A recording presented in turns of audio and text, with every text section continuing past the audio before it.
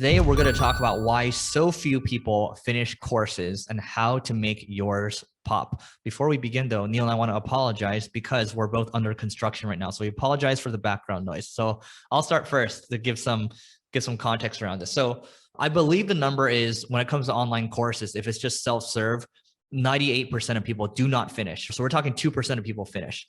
Now, when you flip it around to something like a cohort-based course, which I'll talk about in a second, I believe the completion rate's a lot higher. We're talking 90+%, or even 70, 80+% is very high. And what a cohort-based course is, I invested in a company called Maven, and I'm actually doing a cohort-based course for them right now.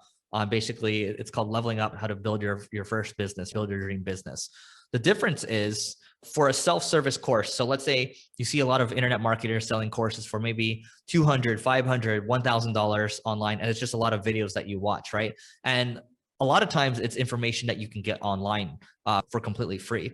The experience that I'm going through with Maven right now is they're actually doing a course for the course creators, and it's been a pretty amazing experience, and it's pretty grueling. So every Tuesday, every Thursday, we meet for 2 hours, and there's a different section each time, and there's different instructors, and we all get in there. We go Brady Bunch mode into Zoom, and then there's homework that we have to finish, and they go into breakout rooms and they keep it all engaged. I'm happy to go a little deeper later, but I'm just saying that I've never gone through a program or a course where it's actually kept my attention, and I felt the need to be engaged because I felt like I was part of a community that was a lot bigger than myself.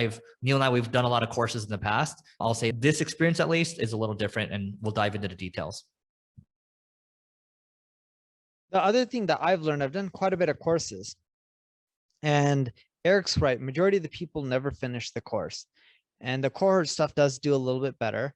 What I've also found is, if you can't do the cohort-based stuff, we did that was pretty interesting, and it helped improve the efficiency rates of people completing, which means they got value, referred more people, didn't ask for as many refunds, is we would actually do a weekly call based on where you were in the lesson.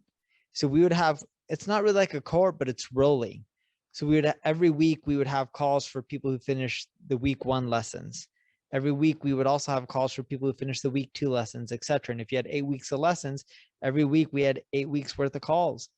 And by having those calls and trying to hold people accountable and telling them all the goodies that they would get for being on those calls and some of the extra stuff that we would do, a lot more people showed up and they would complete that week's lesson. And the reason being is they didn't want to be that person who didn't know what they were talking about or looked foolish. So they were just more likely to complete it. And we found that to work extremely well.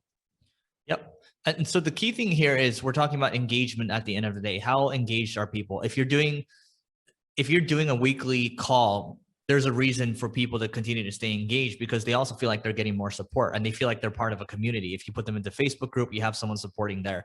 So I do think the community manager aspect is very important. The coaching aspect is very important.